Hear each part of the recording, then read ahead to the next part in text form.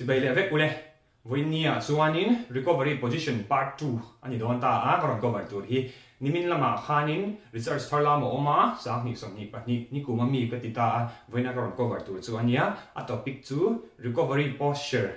post HIIT exercise in the active population tiania hi Sydney Kola research anita a ta hianin participants som parit omin are he research a hianin mipa hi pakwa nin mechia parian anni a an age group 2 kumsom hi pakhata tanga ni thum anita an research methodology a chuanin an methods ti mai te a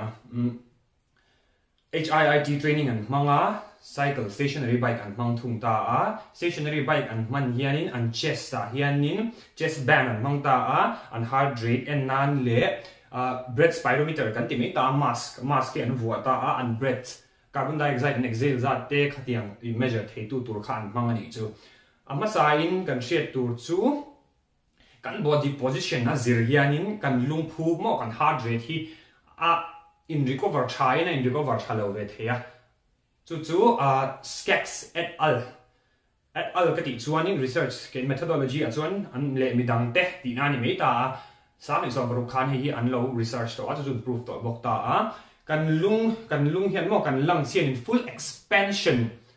kan om tir chuanin kan diaphragm hi mo kan lungs chu ka so yang khain kan lungs hi full expansion mo optimal theiang pera expand thei tur kan du chu kan du ani chuanin kan diaphragm hi zawh position mo ni min a han ka soi to a zone of operation kan om tim thiar ngai ta zawh position na kan om khanin kan respiratory rate te chu kan lungs expand dan kha optimal zo ka chu wangin an na tho kha a thabik ti na ni chu in simple terms chuanin hei hi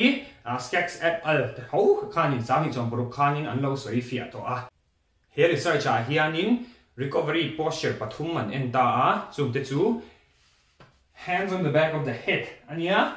hands on the knees hey khup dom ha kun khani le ta pathum na chuan thu chungin hands on the hips ani ta khami te pathuma khanin engin nge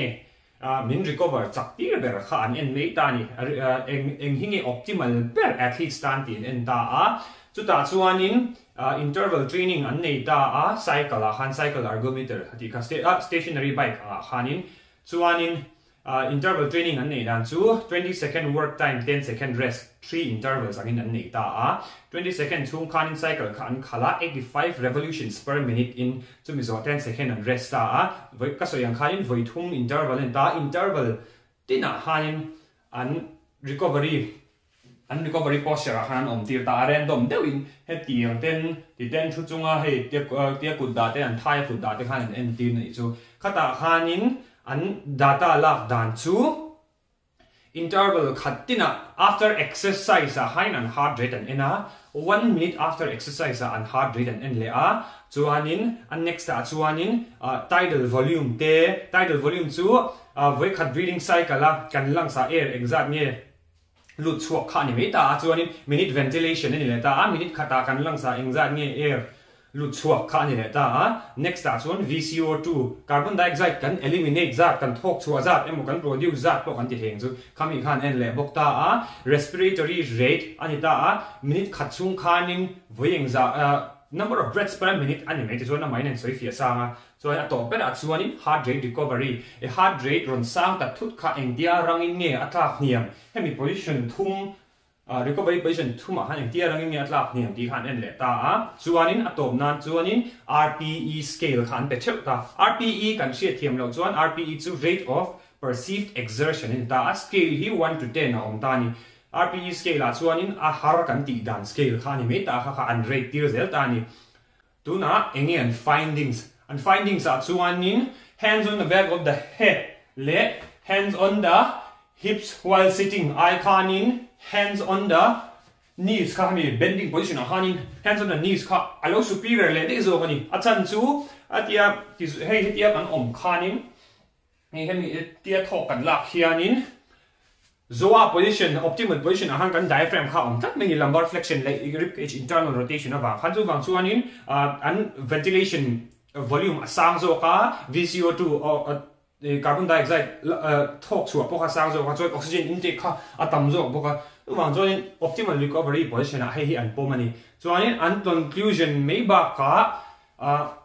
sang ni som paret khanin barak et al mo barak and others tile boyle and others khanin boyle midang te ani chu mizo tong chuanin an lo research an lo be to a tianga tho hianin chu ta po chuanin recovery position an en ta ni hands on the knees nge superior a muchunga recover muchung po han position but ni ama supine position ni meta muchung chu tia mut to pa recover nge muchunga ke khai mo he po hi ka shen wal to in khel zo a muchunga ke tia lo ti tia lo leg raise chung ang khani meta khata po khanin an ni findings a po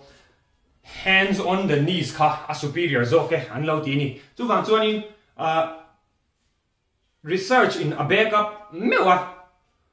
hands on the knees position kha hemi position hi thatchet me lo in lang ma se ti me teng a mi thatchet in khel thatchet de ta chu onong be thoma seng thatchet me lo in lang ma seng in research in a proof mia le evidence backup ani mi awangin optimal recovery position ani a chu wang chuanin kan ti le te ang top nanin hands on the knees position hi a poilova in recover chaknanin a thazo kani